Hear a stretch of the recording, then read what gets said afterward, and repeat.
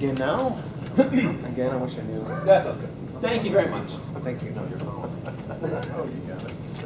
So in North America today, there's 500,000 people who are on dialysis. And if you don't know it, you're on dialysis because you have an organ that's starting to fail. And which organ is that? Kidney. It's your kidney, right? So dialysis means you have to be hooked up to a machine that takes the blood out of your system, it cleans the blood, and it puts the blood back into your system, the role that the kidney normally plays. You don't always have to be on dialysis once your kidneys start to fail. You can receive a kidney transplant, and then you can go on and live a more close to normal life. The problem is that you have to have that transplant organ in order to get the transplant. Likewise, there's about 500,000 people in the US who are waiting for a heart transplant. And hearts can start to have problems for a whole bunch of different reasons. But when they start to have a problem, it's time for them to be replaced. Modern medical technology has advanced to a point that if your heart starts to fail, we can find a good match in somebody who has recently died, take the heart out of them, put it into you, and you can go on and live a fairly normal life for the rest of your life. But once again, we run into the problem here in the United States that there's not enough donor hearts. Now, last time you got a driver's license, or the last time you renewed your driver's license, you might remember that you were asked a question. Anybody know what that question was? The organ donor. Do you want to be an organ donor? And you either answered yes or no. And if you answered yes, then it's there on your driver's license. And should something sadly tragic happen to you, the people on the scene will check your driver's license, determine that you're an organ donor, and your body will be processed at the hospital. Your organs will be harvested. And although you will have passed on from this world, your organs will go on and potentially help 5, 6, or maybe even 12 other people live a much better life. Now the problem with this is that there's not enough organ donors. And I'd like to propose to you today that I think the laws in the US should be changed. I think the concept of being an organ donor should be taken out of your hands and given to the state. I think everybody who dies should be considered to be an organ donor. What do you care? You're dead! So think about this for a moment. We have 500,000 people on multiple lists waiting for organs. If we changed the rules and every time somebody died, they became an organ donor, those lists would shrink overnight.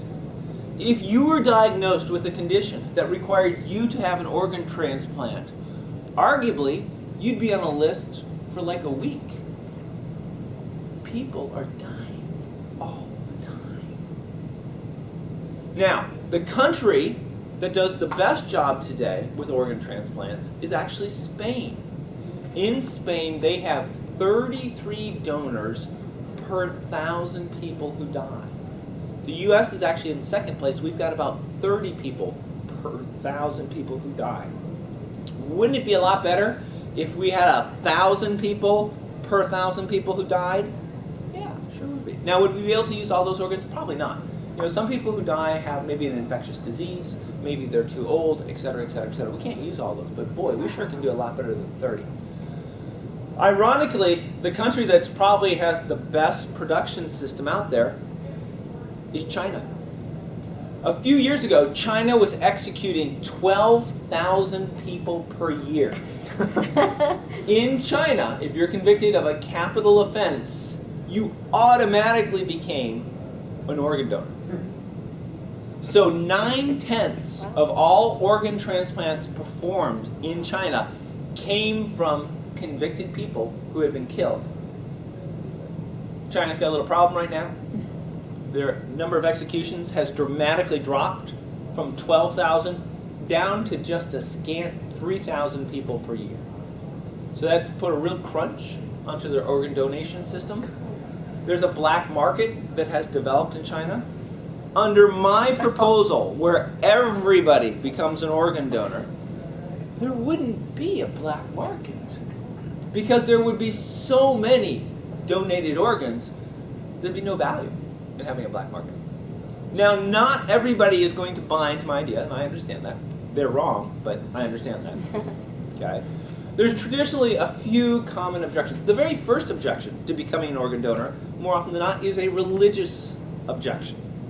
Some religions view the body as being sacred, and they think that actually donating organs violates the sanctity of the body. Okay, I don't have any pushback on that. I fully understand that. But I think we can also say that in pretty much all the religions out there, the concept of helping your brother out, doing a good deed, is a cornerstone of that particular religion. And arguably you think about organ donation as being the ultimate favor that you can do for somebody. Another interesting way to look at that is that, listen, you're not losing the organs forever. They're going to go on and continue to perform their function for another few years, but eventually they'll rejoin their owner in the ground. Another objection can be simply squeamishness. I don't know if I feel comfortable donating my organs. I'd like to point out, doesn't matter. You're dead, okay? I think there was the movie a few years ago called Coma. Yeah, that didn't do any good for organ donation. Thank you very much. But the gist of it is listen, you're dead. Your brain has ceased to function for a period of time. Any electrical memories, any personality you had is gone at this point in time before they start to harvest the vegetables. I can understand you being squeamish. Take a look at a harvesting operation. You'll get over it very quickly. And the final one is, a lot of times people like to have an open casket. Be able to look at the dearly departed before they put them into the ground one more time. Harvesting of organs can, of course, modify the body because we're actually taking parts of it out. But I just view that as being a challenge for the embalmers. I think burying people who are wearing a lot more sunglasses probably going to be just a little bit more chic and sort of cool. I think all these objections can be overcome, and I think ultimately making everybody mandatorily organ donors is something that can benefit all of us. Thank you very much, Mr. Toastmaster. Ramesh, are we done here, buddy, or do we have to do anything extra on this one? Is there any Q&A They with this? said 2 to 3 minutes for question and answer. Okay, can we do it just real Of course. So, I'd like to have your feedback. How do you feel about me stepping up and telling you that you're now signed up to be an organ donor? Totally agree with it. I think Totally it's- agree with that. You'd like to. Absolutely. Do you have Absolutely. organ donor currently selected on your driver's Absolutely. license? All right. Well, you're saying that the potential donor is dead, but what if they rush the death process and start to maybe Type assist A, the healthy death? liver, right. And- Well, you know, and that actually brings up a very interesting point. And boy, that's what a movie could be made out of, like Coma. Yeah. I think, really, right? So it's an interesting point. Here's the thing, and you're right, that's a valid concern. But think about this. If everybody is a donor, what that means is that you have a pool of donated organs, because X number of people, 1,000, 10,000 people die every day, right?